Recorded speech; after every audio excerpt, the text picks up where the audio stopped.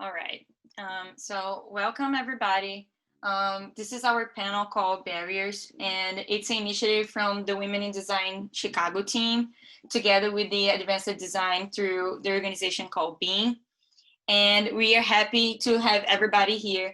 And we're gonna talk about a little bit of ways we can make our industry more diverse and how can we open space for minorities' voices to be heard in the community. My name is Tati Ferruccio. I am member of the Women in Design team from Chicago, and I'm gonna lead you guys through this small presentation just to get you guys on board of what we're gonna talk about today. So, hello everybody. We're just gonna have some ground rules. You guys know what to do, so be respectful, be self-aware, and assume good intentions through the whole panel. It's what we're gonna expect from you guys. And as designers, we always start with a problem. So what is our problem here right now? It's the systemic racism, which is a form of racism expressed in practice of social and political institutions. And it's called systemic because it has been part of our society through generations.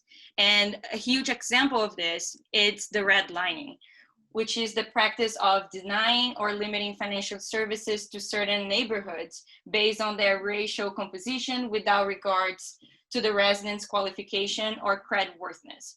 And this is a very impactful problem because generally wealth is kept through property. And when the government denies the right of a Black person to acquire a house on a good neighborhood, they are also contributing to the wealth gap.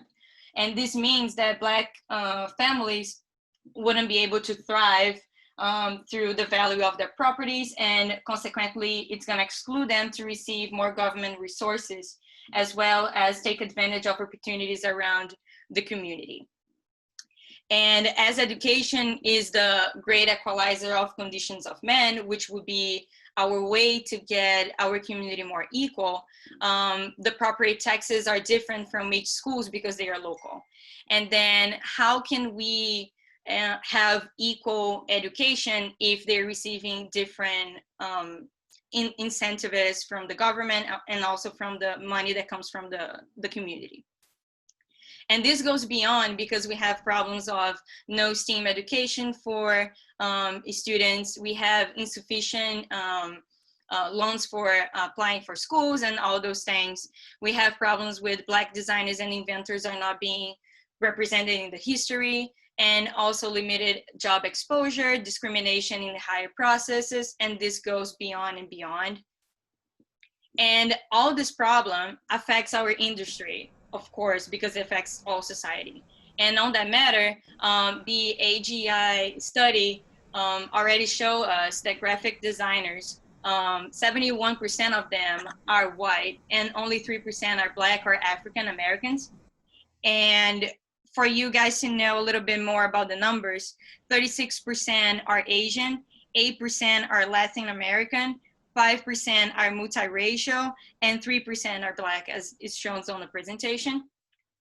So what are we doing as a community? How the industry is tackling this whole problem?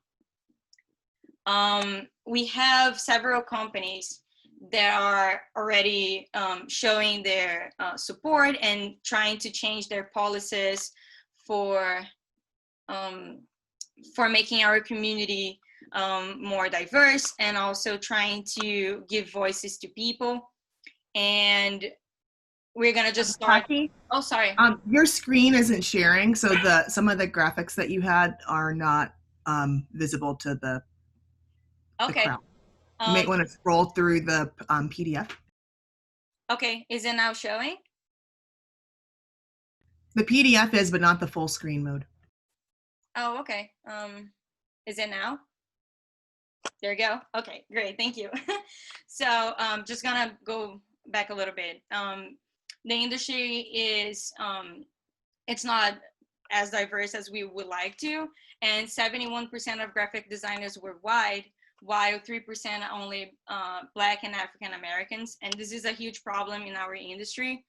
And what we're doing as community right now is we're standing up against racism and trying to understand ways we can change policies and hire more diversity to the companies. And this is just a little bit of the background that we want to go through. And we also want to talk about how us as individuals can do more instead of just taking the position of companies.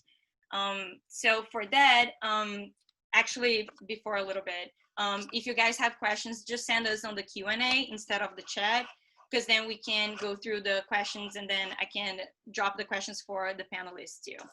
So today we have Alex Ortega with us. He is a product designer currently working on the future of mobility at Volkswagen. And he is also the founder of Color Theory, which is a word of mouth collective focused on embracing and celebrating BIPOC in design and art. Color Theory values open-minded inclusion while resisting to the Eurocentric design history. And we also have Raja today with us. She is the program director and assistant of product design at Drexel University. And she is an industrial designer who is passionate about ways design can make a positive and impact intersection with health, the environment, and education. So I'm gonna just finish the presentation here. We're gonna start our panel. Just checking if you guys are ready for questions. Is it everything working? Okay. We did a couple of questions with us, and we would like to know a little bit how and when did you guys discover design as a potential career? And if you want to start, Raja, just be free to. Okay. So first of all, thank you so much for organizing this panel. I really appreciate the opportunity to sort of share my experiences and share the panel with Alex. So thank you so much. And then the other thing I wanted to do is, like, before we get started, I also wanted to point out that as we're speaking here today about sort of like barriers within design, I think that it's also fair for us to be talking about the successes too. So I might be trying to put a positive spin on some of the things that I say. Yeah. But so one of the things that I always sort of start with when I talk about design is I wanted to be a designer before I knew what it was called. And I hope that that is probably the same feedback you get from a lot of people. First of all, the title of our field is like terrible. I understand that it really alludes to mass manufacturing, but industrial design as a field is not something that you're going to have kids saying they want to be when they grow up. It's a mouthful, and it's the same thing where I talk to my relatives now, they're like, so you design factories? So I knew I wanted to be a designer probably from an early age. And I would say it was really solidified around age 10 when I saw the movie Big with Tom Hanks. And he, for those of you who haven't seen it, I know that most people have, Tom Hanks is 13, he's with his friends on the boardwalk. They go up to this game, I think it's like Zoltar, and then you can make a wish and it sort of grants your wish, and he wishes to be grown up. And so he wakes up the next morning, he's in a 30-year-old Tom Hanks body, and he runs away from home and runs off to New York City and gets a job at a toy company, FAO Schwartz. And he's put in charge of like R&D. And I remember in one of the first scenes when he walks into the company, there was a woman who was running down the hall with a gaggle of kids and taking them back into a room where they could do studies. And they were asking the kids to do focus groups and get feedback on toy play. And I was like, that's the job I want when I grow up. I want to design toys, but I also want to be in charge of helping figure out what makes the toys better. Because I had so many critiques of toys and play as a child. And then I was, you'd always ask this question, who did they ask? Like, they didn't ask me, because I would have told them to fix this, this, and this. And then I could suddenly see behind the mirror that there was some mechanism, and it's a 15, maybe it's a 0.5 second clip of this sort of interaction and this sort of scene. But it was so important to me then, because I was like, that's what I want to be. I want to be someone who designs the toys. And I thought that was an engineer. I went to school for engineering. And it wasn't until my freshman year of college that I saw my residence hall advisor painting at 3 a.m. while I was writing a chemistry lab report at 3 a.m. And I was like, what are you doing? And she was like, oh, I'm painting for my industrial design class. Industrial design, what's that? And then the next day I went and met with Bill Bullock, who was the program director, and I changed my major. So that's sort of like my roadmap. But I feel like this knowing what you want to do with your life, but not knowing what to call it, is probably something that a lot of us have, that feeling where it's like unable to identify that. And I think the language around a lot of these careers with UX, with industrial design, with experience design, with service design, no one knows what the fuck they mean. And so no one can know that that's something that they want to shape their lives around. So that's probably one of the barriers, but also it's really funny that I got to learn about it through watching Tom Hanks. That's so cool. No, I can definitely identify with that experience a lot, especially you don't really know what, fosters your creativity at an early age. My experience, I guess now it's my turn. I grew up, I'm first generation Mexican American. My parents are immigrants. They majority worked in the construction industry, making custom cabinets for wealthy clients in Pasadena, and being part of like the San Gabriel Valley, East LA area. They're just being around like that kind of like very tangible making and, engineering these kind of things for people's homes, very beautiful craftsmanship.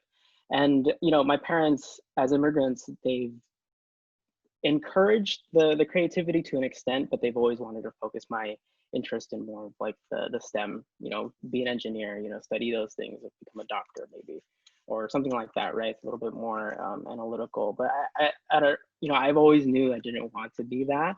But I ended up going to school anyways for engineering. And by the second week of engineering school, I was like, no, I can't do this. I'm completely, I don't identify with these people, and I don't identify with like the people in the room, just not just like racially, but also just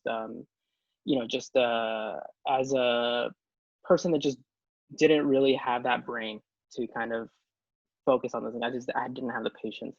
I definitely grew up as a person that was drawing all the time. My mom would take me to museums, sometimes she would take me out of school to go to museums. And, that's kind of like the culture that I really embraced, like just the absorbing of visuals. So, and it wasn't, similar to you, Raja, like it wasn't until like my second year of, my sophomore year of college, I was really just ashamed. I was like, I don't know like what I want to do. And I was just like walking around San Jose State University. I ended up going to the art building, and I saw these renderings of cars and vacuums, and I saw this like panel, and I was like, oh my God, like what is this? And it said San Jose State Industrial Design Program. And I immediately, like the next day, I had an appointment to start that program, and it was a 4-year journey. And that it wasn't, no one talked about design in my family. No one talked about like that aspect. There was like my mom was help with an interior design aspect in my dad's company a little bit. So there was like this kind of like, but it was never like design was never a word, I guess. In our it was not in our vocabulary. It was just like something that was like the profession. Like they're craftsmen. They made specialty things for people who wanted additions to their house. It was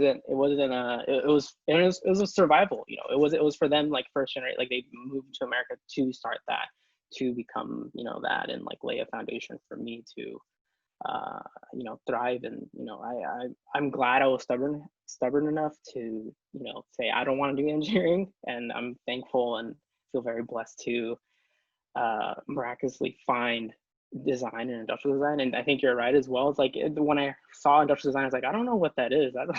That seems very I don't know, it seemed like a sidestep of engineering. It felt very it felt weird. But when I was like kind of trimming through more of that jargon of just like kind of what the industrialization of products just became a lot more attractive, beautifying our own world and making things work better for us. It just seemed like a logical fit.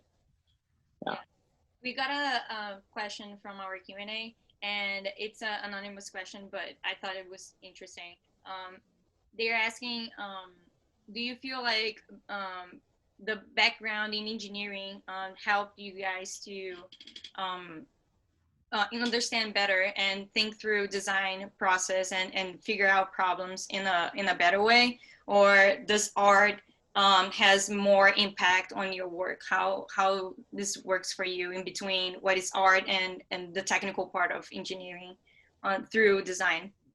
I can start the answer to that question. So a couple things.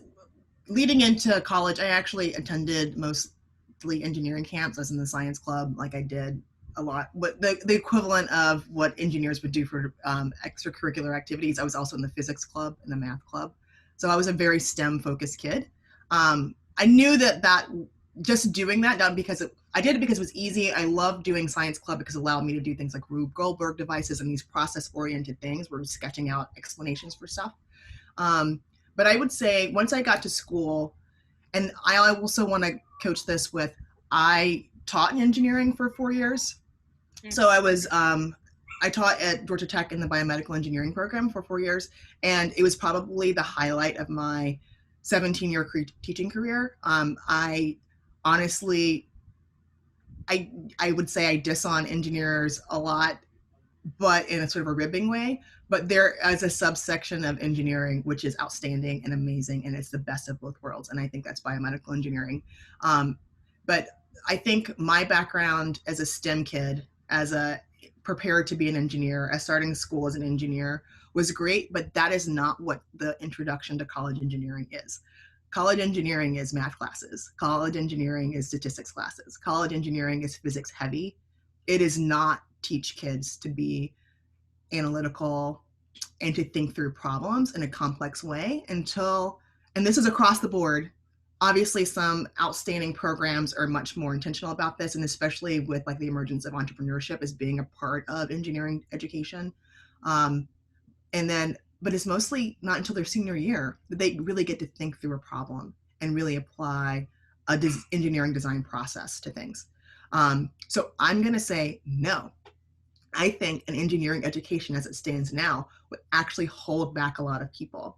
That said, there is a level of analysis and thinking through ideas and of processes in terms of like optimizing and making this design process more efficient to quantify decisions that we can, in design, we're very happy with qualified answers and decision making that can be applied as a layer to what we do. But I think that the design process, I'm not going to call it design thinking, I'm just going to call it the design process as it stands, is far more powerful in being able to turn out the whys, the whats, the how we're moving things forward, not just how things work. And I know that sounds like an unfair generalization. If anybody has an engineering background in the audience that switched to ID, you know what I'm talking about. And those of you that are engineers, I apologize if I offended you, but I feel like it's a very static way of thinking, pun intended. Whereas design allows a lot more flexibility and creativity.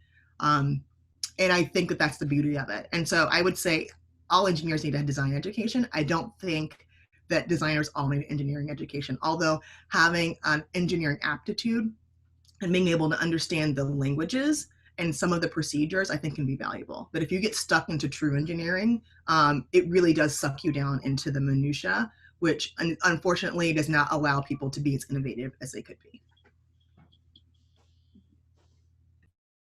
And Alex, do you have a? Yeah, I mean, yeah, I ditto to everything that Raja said. I think that, yeah, I think, you know, we're, you know, engineering and industrial design go hand in hand, speak, but they don't really speak the same language. You know, they're kind of two sides of the same coin in a way, in some cases, right? But I think the designer's role is to kind of think of the holistic product. You know, a lot of people, I mean, even like Jessica Choi was talking about, you know, she's a person we all know, she works at Google. She was talking about like, you know, the white male, you know, kind of aspirations to stylize everything in the design process, but not really think about the holistic part of the product. And that's kind of like something that, like, at least in Silicon Valley, we kind of missed the mark a little bit. Thankfully, like at my work, we kind of work more of like a very scrappy, you know, making prototypes, making like these holistic visions and product trajectories for Volkswagen. Not like it's kind of like answering like the what if rather than like the what's next in the product cycle. for Volkswagen, like amongst all the other brands that Volkswagen has. But I mean, us as designers, we have a role to kind of think of in a holistic way and to kind of think where like engineering, and I have benefited a lot of like, from my colleagues in engineering, but I think that it's definitely the design process has its place, and engineering has its place in a certain part of the process, but the design I think has to be holistic and has to encompass every touch point of the product from inception, and that just kind of goes into like more sustainable aspects of design as well. It's just kind of thinking about the whole system, all of it as a system rather than like just like the product you're shipping out. Engineering helps with the product shipping out. Not saying that engineers should be more part of like every single step of the process a lot more, especially in coming up with these kind of new innovations and new kind of products that, just make cool stuff. Yeah. But, and do you guys think that having a little bit of this engineering background in your heads was design school different for you somehow? Like, how was design school for you through the 4 years of the education? And I think it's a good question. Like, I would like to know about it a little bit. School was fun. So I went to Georgia Tech for undergrad. That's where I actually started teaching. It was like freeing. We were like the misfits of the university. We were the kids that with different colored hair and Jenko jeans and, skateboard and scootering to class, and everybody else was very buttoned up with their polo shirts and, their mini shorts. But school was a lot of fun. I felt like it was really freeing. And that was the perspective I had for the 4 years. I think as a student, I can talk a little bit about like experiences across the board.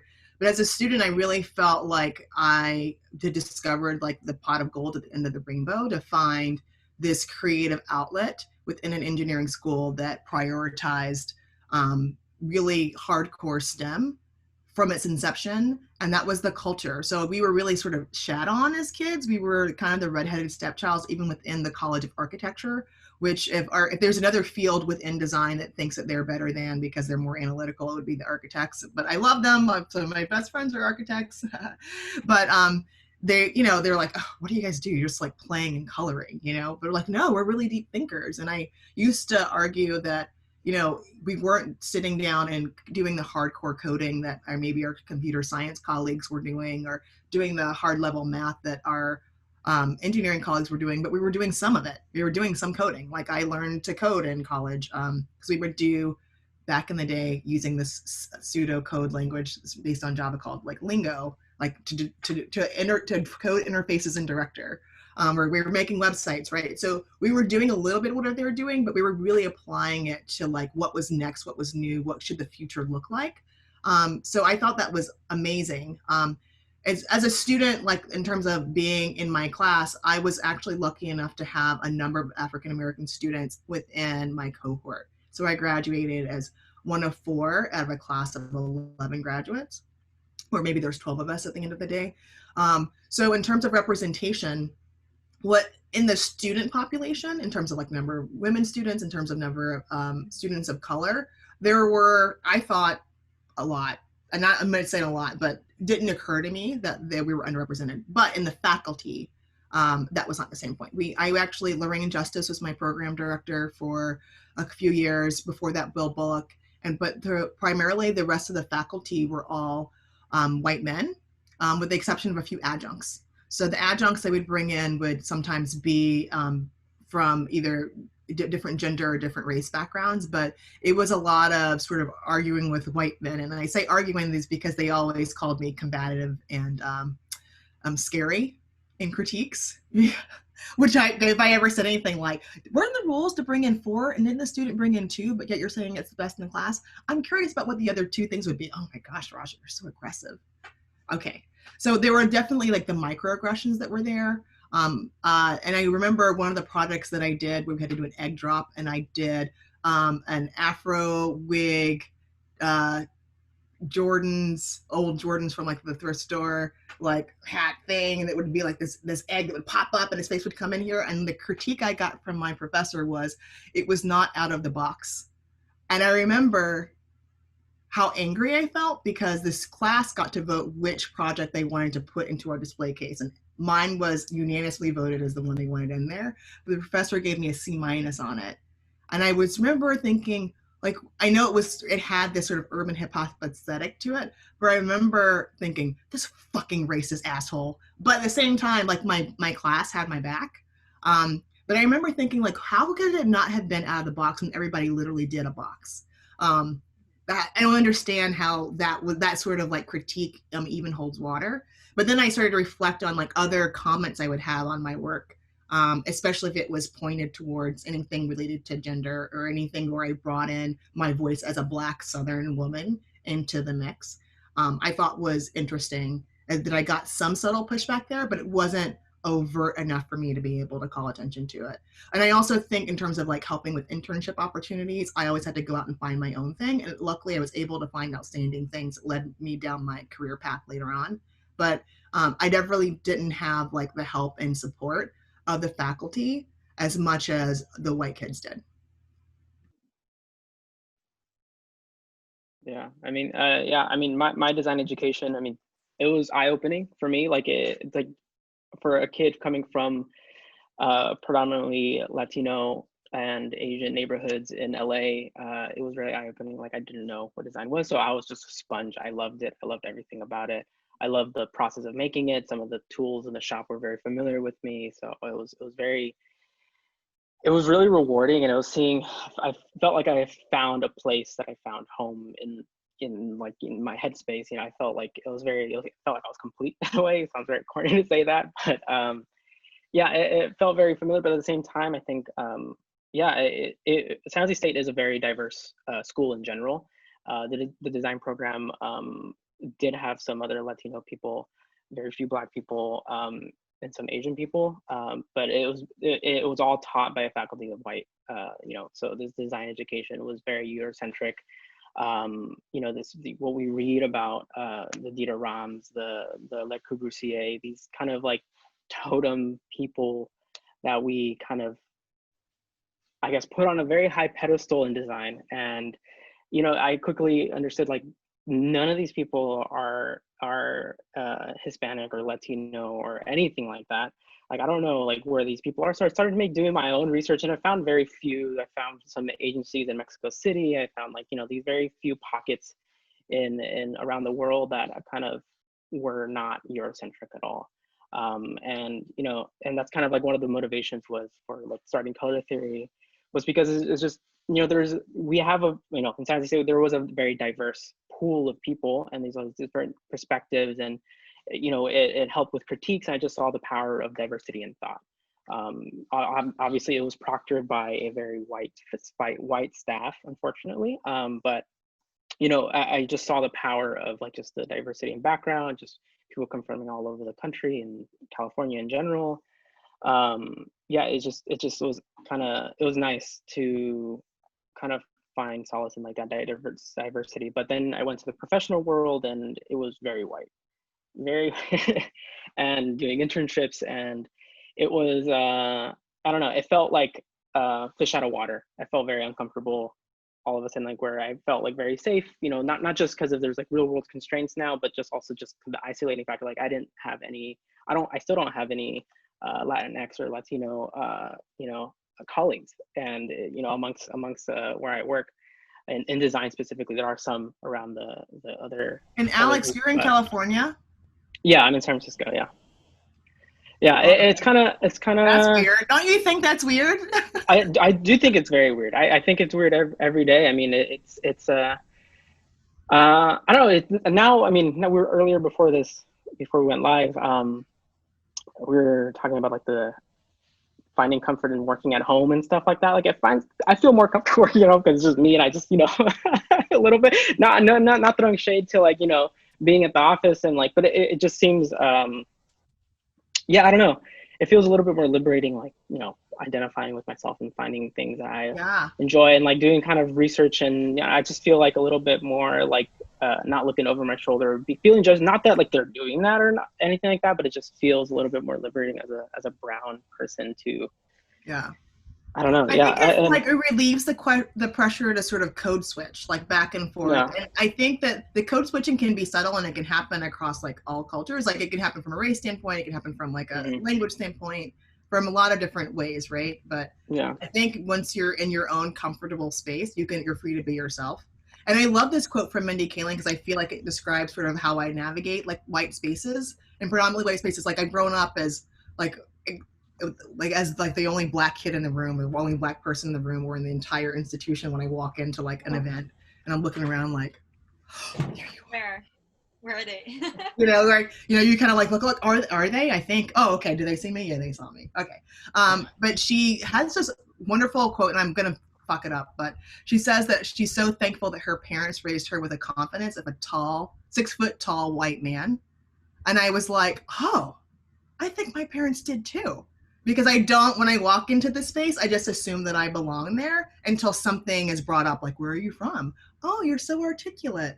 Or they're surprised, oh, you're a professor? How old are you? They'll ask those kinds of questions. And I think that it's really important to think about how other people are making people that are in minorities feel by sort of like othering them and calling them out, but not in a way that's acknowledging, but more as a way that is more distancing from the culture fit and like how you fit within the institution. Because that's the thing that makes you uncomfortable and makes you feel like you need to get away or go call your friend up for lunch so that you can bitch about what just happened in the break room or when someone walked by your cubicle earlier in the morning. Yeah. I mean, these microaggressions like come out, and a lot of it is just just being exposed to brown people and black people. That's just kind of like it's an easy solution, but it's like you gotta have to talk about these like microaggressions a little bit. Yeah, I have a couple of stories of that, but I don't want to share too much. But yeah, it's yeah. I mean, I totally agree that it's disheartening to not see people who look like me in the place I am, and then like it's yeah. And keeping I would say, well, I have the opposite situation, not the opposite. I think I'm at Yeah. Drexel, which is predominantly white institution, as most universities are.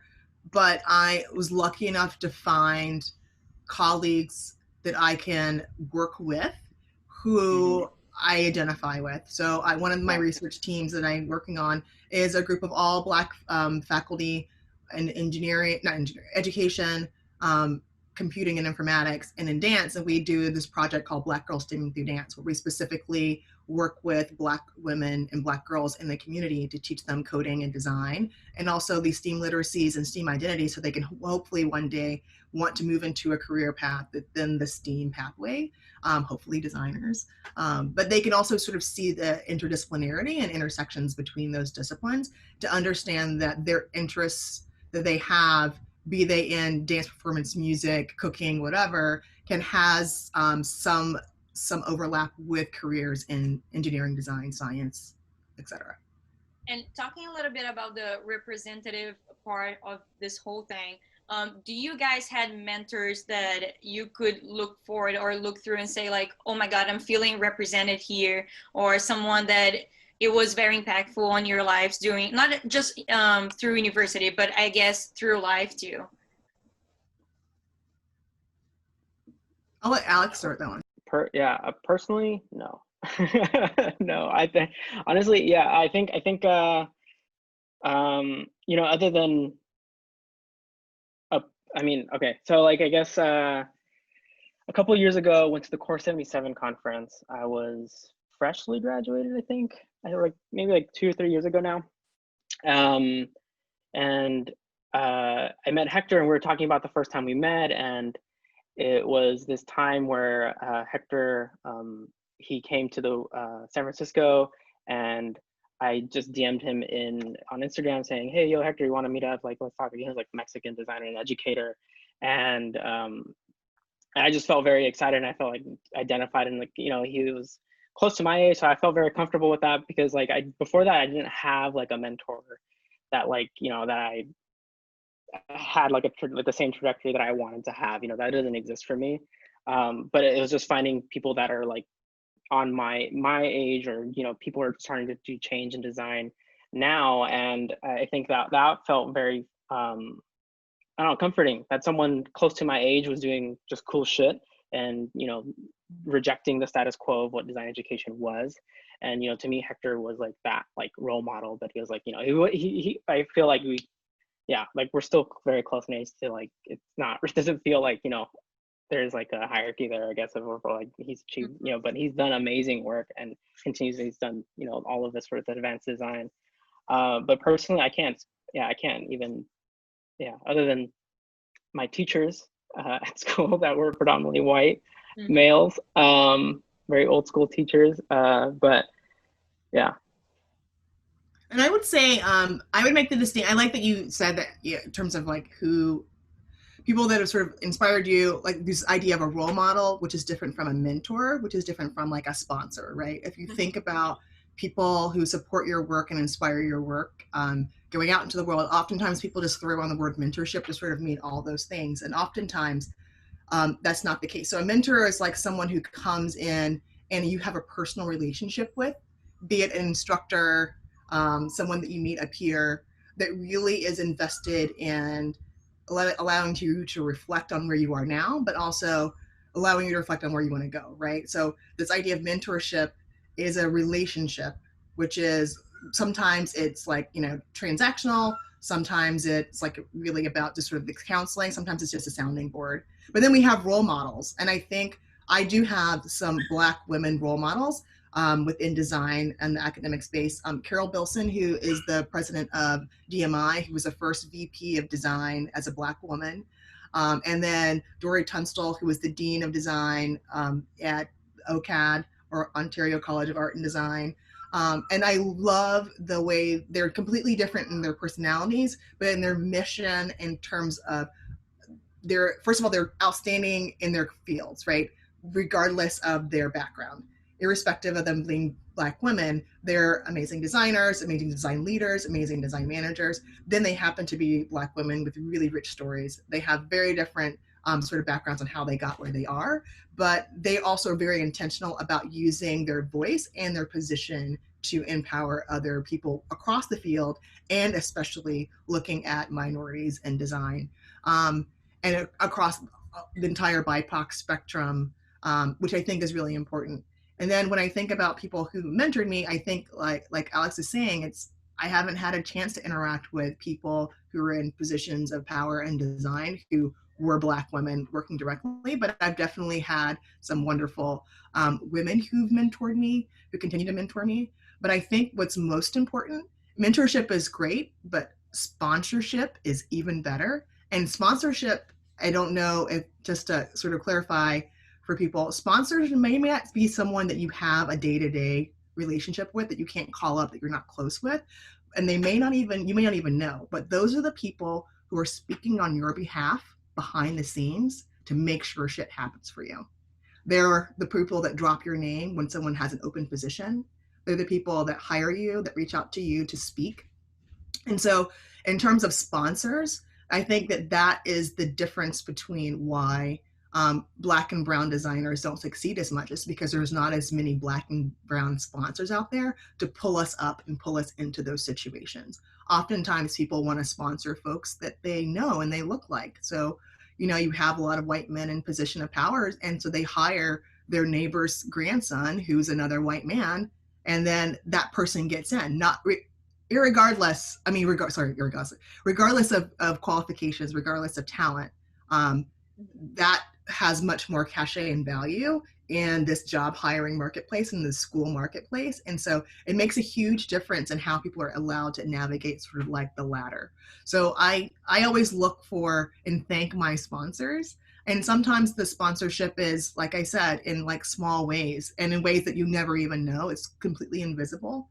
But that name dropping is so critical. That support, be it tangible or monetary, is so critical. That actually hiring of you, when they've been fighting for you on your behalf, is so important. So look to your sponsors and thank your sponsors, Black and brown designers and Asian designers out there that are trying to figure out how to navigate this space. Because if you don't have a mentor, that's probably the case. But you can still have someone who's in a position of power and can use that privilege to help you out.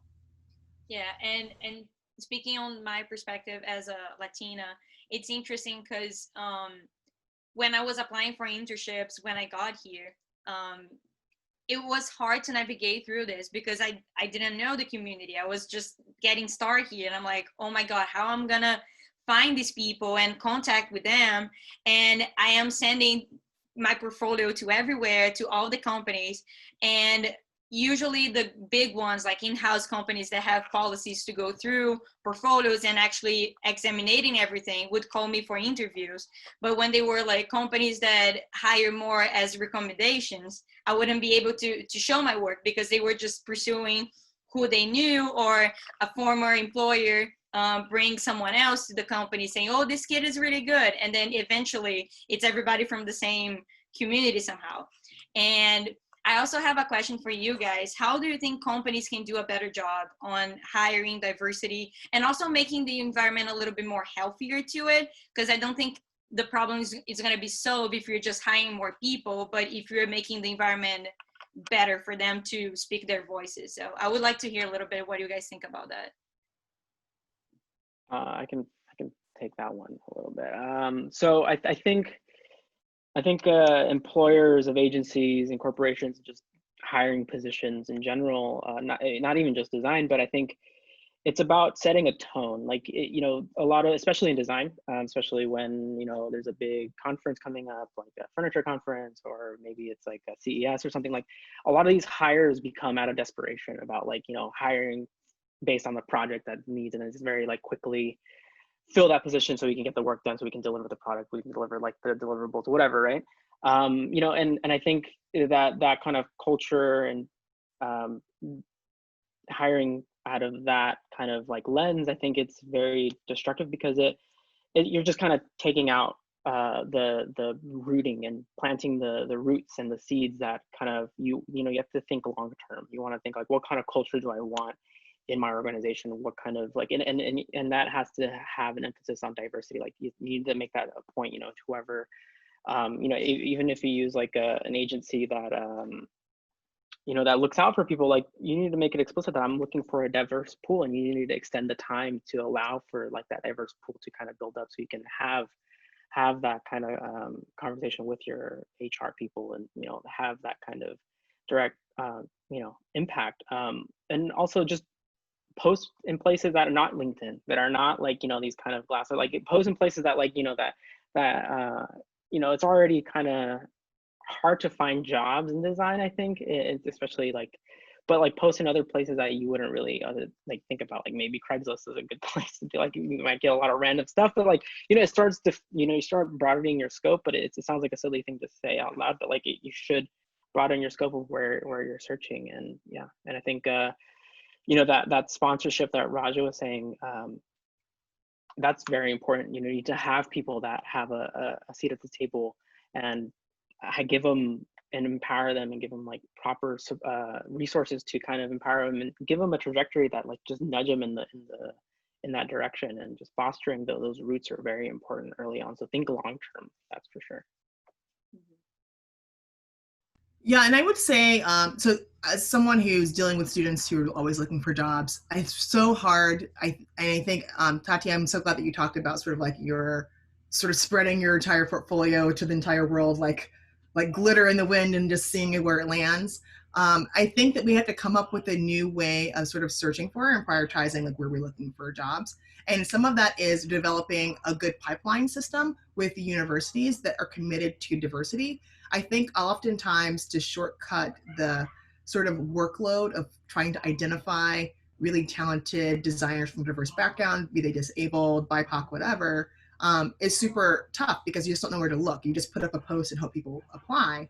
But I think if you can partner, and this is like looking at corporations or in companies, in consultancies, if they can partner with university programs that are committed to having a diverse population, that really helps them sort of develop. And I'm not trying to say like a single pipeline, multiple universities, not just like the one that's in town, but developing those relationships with those programs. They'll know that they'll have like not only from diverse programs, diverse perspectives, but also diversity within those programs. And then they can start to nurture that talent in a way that they don't have to commit to right away. But that means those people are ready once they leave in order to be able to apply to other positions. And also gives them an opportunity to sort of meet folks. And I think from just an industry standpoint, we need to develop a more authentic relationship between professionals and students, besides just the portfolio credit.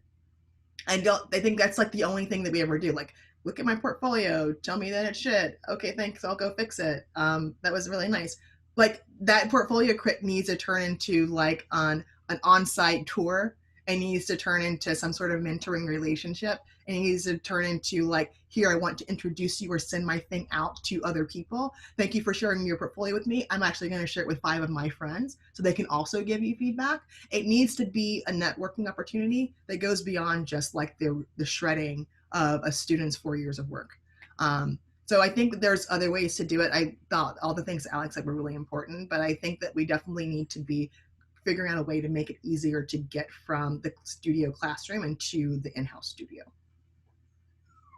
And I think that's a question that it's here, but it's also a personal question too. Would you guys have any advice for minority students that are graduating now, or they're going through college and are a little bit afraid of the hiring situation in US, and also trying like find the strategies to show their work and also be visible somehow to companies and be like, hey, I have this work.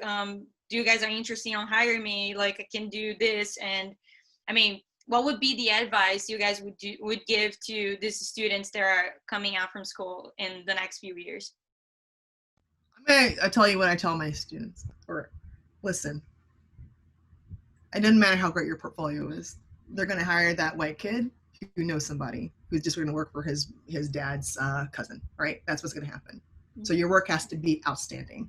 And that's my advice to anyone in school, but it's especially true if you identify anywhere on the minority spectrum, if you're first generation, if you're an immigrant, whatever. If you are new to this world of design, you have to know that as new as it is to us, as we discovered it like happening upon a 4-leaf clover, there are people that are generations into it and have people that are all the same way. There's families of police officers, there's families of doctors, there's families of designers and architects and engineers. So they know how to navigate this game. So we have to have all of our shit together.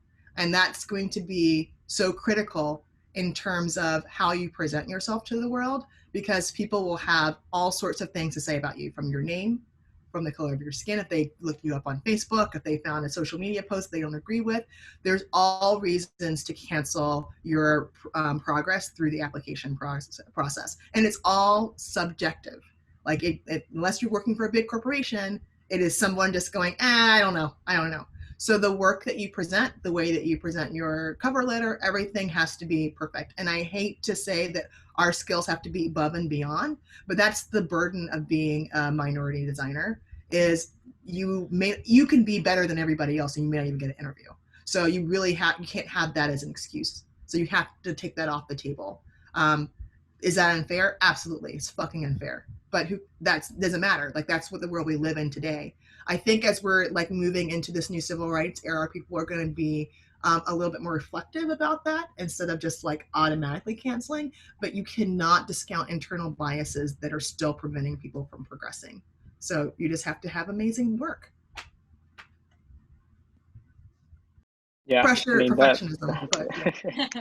that yeah, I would agree. Like, it's not enough to just kind of, just send whatever work. You kind of have to be kind of 2 years ahead of like those white people, I think.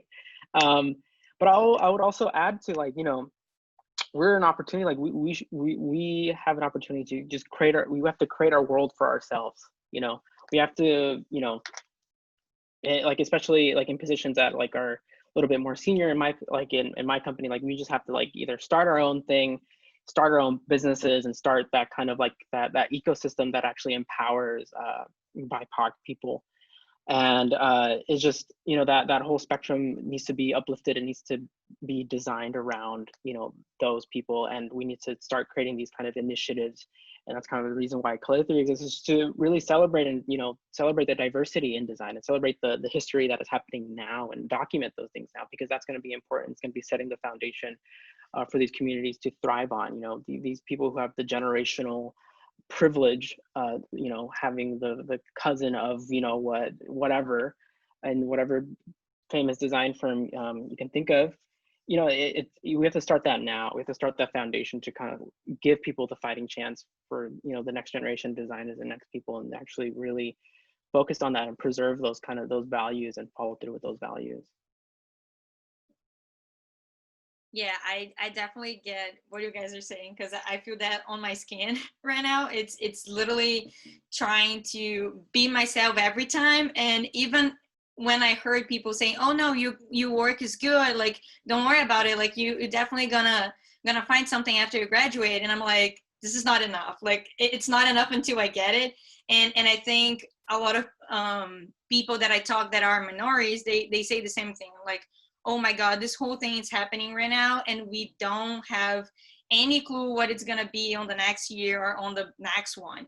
And yeah, I definitely agree with what you guys saying about pursuing and trying to be better all the time, because you need to be better than the other kids that already have recommendations and have people around that can create opportunities for them.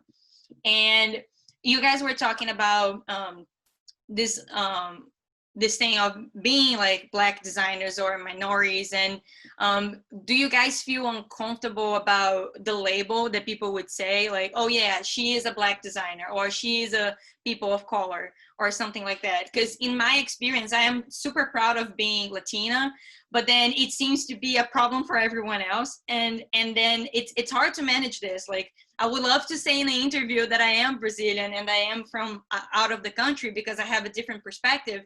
But then if this is not making me get a job, what should I do then? So I would like to know what you guys think about this this label, and if that it's something that it was a barrier for you guys at some point in your careers.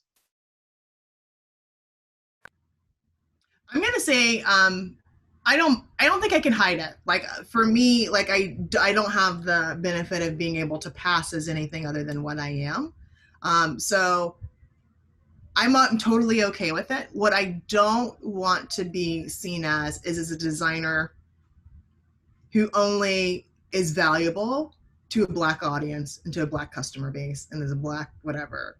I want to be seen as a designer who happens to be Black, who is super valuable in those spaces, but also is super valuable across the board because, again, I've worked really fucking hard to get to the level that I am and to develop the skills that I have. So I feel like my skills can be comprehensive, but I understand that when there are conversations around people of color, then I definitely want to be able to have some sort of way of offering my voice, because I think that that is a value, and that is the benefit of me being in that space.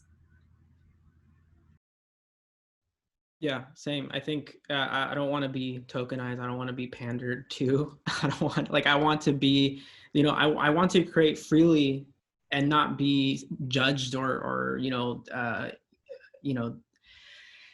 just dime and nickeled about, like, you know, what I'm doing. You know, I want to be unapologetic for who I am, a brown Latino person in design that happens to be doing cool shit or doing just, you know, whatever I want. I don't want to be tokenized as like I'm benefiting only minorities of color or whatever, or specifically like Mexican people or Latino people. I don't want to, like, I want to be a you know, a designer that happens to be Mexican or happens to be a brown Mexican person. And I think you know, that's like a really important distinction. You know, especially, I mean, and we were talking about the hiring process as well. It's like, you know, that's like a careful conversation you have to have with people. And yeah, I think that's kind of like why we have to start creating our own worlds. And, you know, in terms of just like creating an ecosystem that kind of thrives on like the diversity of thought and like the diversity of like different viewpoints, not just a white male straight way of thinking. You know, that's like, I would say that's very outdated, and to kind of refurbish that and like build upon these kind of new experiences, because we have the power to now. You know, it's like we have social media. We, you know, we live in a very visual world now, and we, you know, it's wonderful that my peers and my friends are doing very cool stuff, empowering Black and Indigenous and people of color in creative industries, and I think that's kind of like we have to build our own world, and we have to force ourselves at the seat at the table. You know, it's and unfortunately that's kind of like what the world we live in. We have to force ourselves. We have to build a world, and we have to, you know, be unapologetic about our identities. And yeah. Yeah. And I would say, I feel like that we all are sort of educated in this sort of like white supremacist, like colonialized ideology of what design is. And we also can understand it from the vantage point of like where it fails.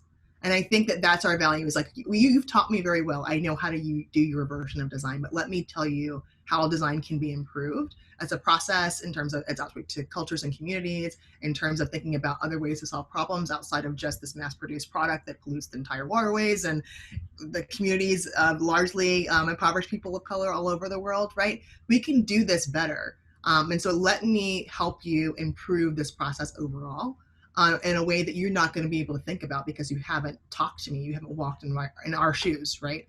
So once you've done that and once you've brought those people to the table, then suddenly you can sort of change the way that you like just apply design across the board. Yeah, we're getting towards the end, but I know Alex wants to share a little bit a presentation, right? Alex? Yeah, sure. I can share that. Just a couple call to actions that I've compiled from just research from personal research around this topic over the years. You mentioned OCAD, Raja, so yeah. And Tati, were there any questions in the Q&A that we didn't get to?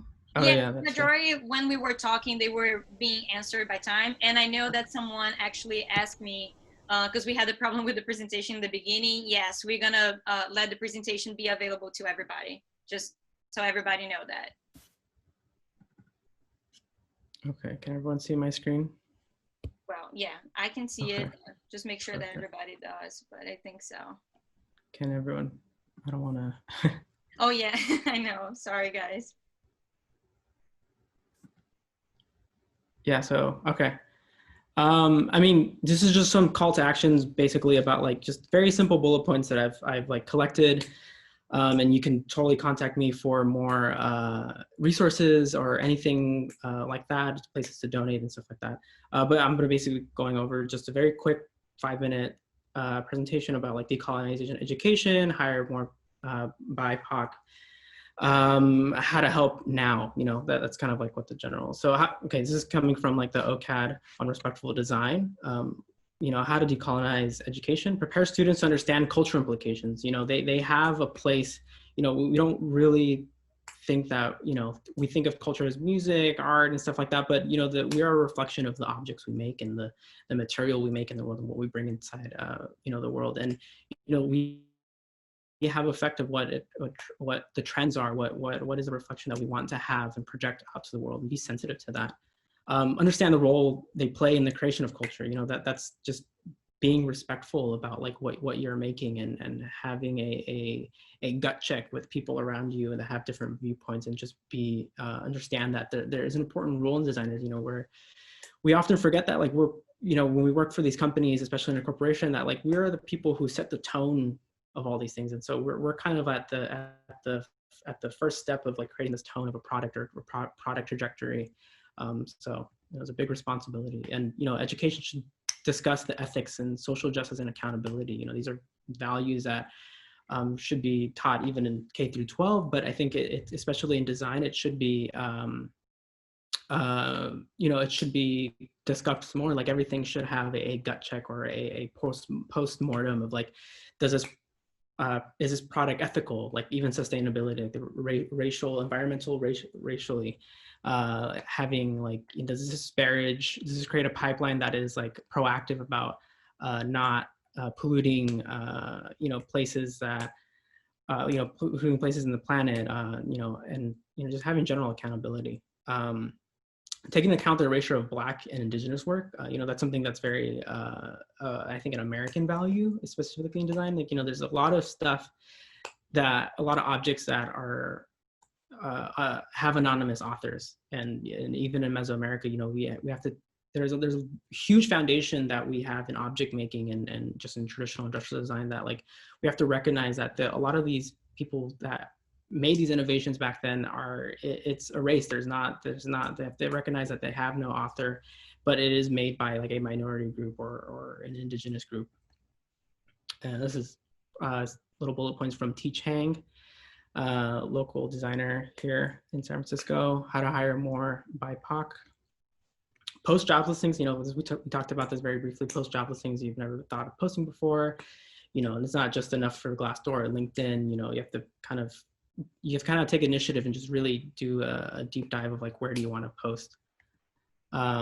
Make it clear that you want more diverse pool of candidates. That's something we talked about. Like that's like you know, it's a very fine line of walking and talking about this kind of thing. But I think it's a really important thing. That's kind of like what held a lot of people back in hiring positions, because like they never spoke up about having a diverse pool of candidates. You know, that's like something that's like really important. And then expand the amount of time of hiring a candidate, you know, and this kind of goes with number 4, you know, think long-term. That's like the biggest thing, I think. Thinking long-term and timeline, not just by a work done immediately basis, you know, does not just because we have a project, hire somebody immediately, and then, you know, think long-term, really set the tone of like what you want your agency or corporation to kind of design for.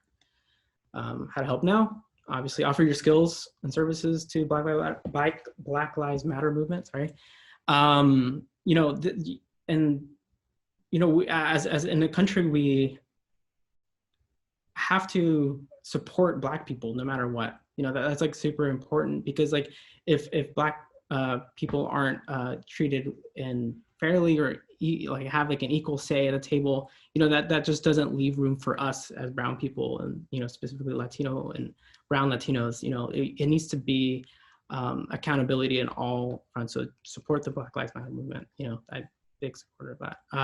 You know, start dialogue amongst your community and donate if you can. And that's pretty much it.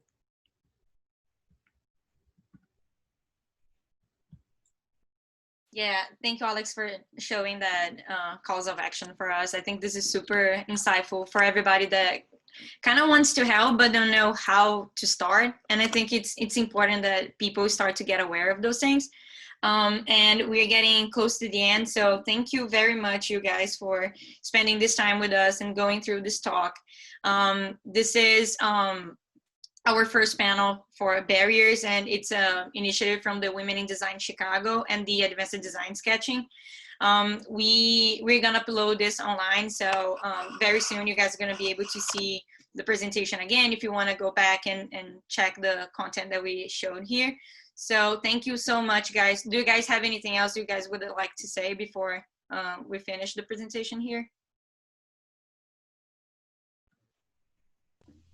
I mean, thank you so much. How much time do we have? Like a long time? No. Oh no, yeah, we can go a little bit more. Like we did an hour. Okay. No, Alex, thanks so much for sharing the calls to action. I thought that was really tangible. I think it's really important. I had kind of like one quick announcement, but also a couple of other things, like small things.